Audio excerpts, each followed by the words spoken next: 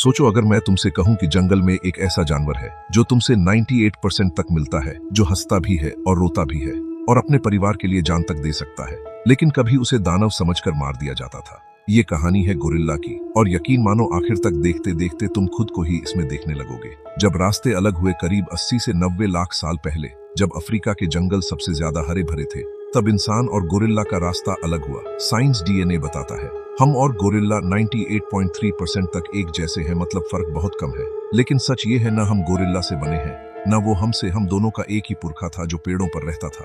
फिर क्या हुआ, जंगल कम होने लगे और जमीन पर खाना ज्यादा मिलने लगा। बस यहीं से कहानी पलटी। गोरिल्ला के पुरखे पेड़ों से उतर आए और उनके हाथ ऐसे ढल गए कि वो मुट्ठी के बल चलने लगे। इसे कहते हैं नकल वॉकिंग। यही उनका पहला जीने का हथियार बना। गोरिल्ला दो तरह के पाए जाते हैं, ईस्टर्न और वेस्टर्न। सबसे मशहूर माउंटेन गोरिल्ला है, जो पहाड़ों की धुंध में रहता है।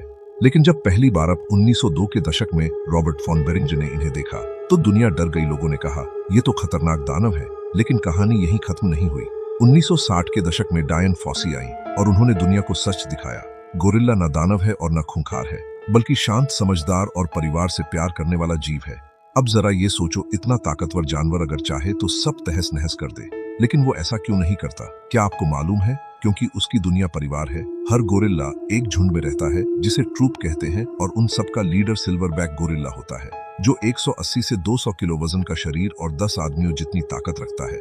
लेकिन सुबह सबसे पहले वही उठता है। वो हवा सूंघकर खतरे को पहचानता है, फिर एक हल्की हम की आवाज निकालता है और पूरा परिवार समझ जाता है सब सुरक्षित है। खाने की तलाश में लगभग वो पूरे दिन में 400 से 500 मीटर ही चलता है, लेकिन 30 किलो तक खाना खा जाता है, क्योंकि उसकी सबसे बड़ी लड़ाई किसी दुश्मन से नहीं बल्कि भूख से है। डर जो दिखता है पर होता नहीं। रात होते ही जंगल खामोश हो जाता है। अचानक कोई आहट, तभी तेंदुआ नजर आता है। फौरन सिल्वरबैक अपनी छाती पीटता है, पेड़ हिलाता है और जोर से दहाड़ता है। तुम सोचेंगे कि अब हमला होगा, पर ऐसा कुछ नहीं होता, क्योंकि 95% लड़ाई होती ही नहीं। ये हर बार इस तरह डरा कर भगा देता है। अब सबसे चौंकाने वाला हिस्सा, गोरिल्ला सिर्फ ताकतवर ही नहीं, समझदार भी है। डायन फॉसी ने एक बार देखा, एक मादा गोरिल्ला लकड़ी से पानी की गहराई नाप रही थी, और एक गोरिल्ला थी कोको, जिसने 1000 से ज्यादा इशारों की भाषा सीख ली थी। वो हंसती थी और मजाक भी समझती थी, और जब उसकी पालतू बिल्ली मरी तो वो रोई भी थी। अब खुद से पूछो, ये जानवर है या कुछ और? एक माँ गोरिल्ला अपने बच्चे को 3 से 4 साल तक दूध पिलाती है, 8 साल तक उसका ख्याल रखती है, और इस दौरान वो दूसरा बच्चा पैदा भी नहीं करती। इसलिए उनकी जनसंख्या धीरे धीरे बढ़ती है। अगर एक बच्चा मर जाए तो पूरा झुंड दुखी हो जाता है, यहाँ तक कि सिल्वरबैक भी खाना पीना कम कर देता है। अब एक कड़वा सच, सन 1900 के दशक में 1 लाख से ज्यादा गोरिल्ला थे, और आज लगभग 1000 माउंटेन गोरिल्ला बचे हैं।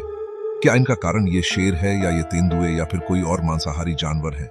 इनकी वजह ये मांसाहारी जानवर नहीं है, बल्कि इनकी वजह इंसान है। इनका सबसे बड़ा दुश्मन है इंसानों का जंगल काटना और शिकार करना। और सन 1990 के दशक में एक इबोला नाम की बीमारी भी आई थी, जिसमें हजारों गोरिल्ला मारे गए थे। उम्मीद अभी जिंदा है, लेकिन कहानी यहीं खत्म नहीं होती। रवांडा, युगांडा और कांगो ने एक नया रास्ता निकाला, गोरिल्ला टूरिज्म। वहां गोरिल्ला को देखने का टिकट लगता है। इस पैसे से गांव वालों को काम मिला और वहां स्कूल बनाए, और अब वही लोग गोरिल्ला के रक्षक बन गए। जबकि सन 1981 के दशक में ये सिर्फ 250 थे, आज इनकी जनसंख्या लगभग 1000 से ज्यादा है। तो अगली बार जब तुम ताकत शब्द सुनो तो गोरिल्ला को याद करना, क्योंकि असली ताकत चिल्लाने में नहीं होती, बल्कि परिवार को संभालने में होती है। वो जंगल का राजा है, लेकिन उसका राज डर से नहीं, प्यार से चलता है, और शायद यही बात हमें इंसान बनाती है।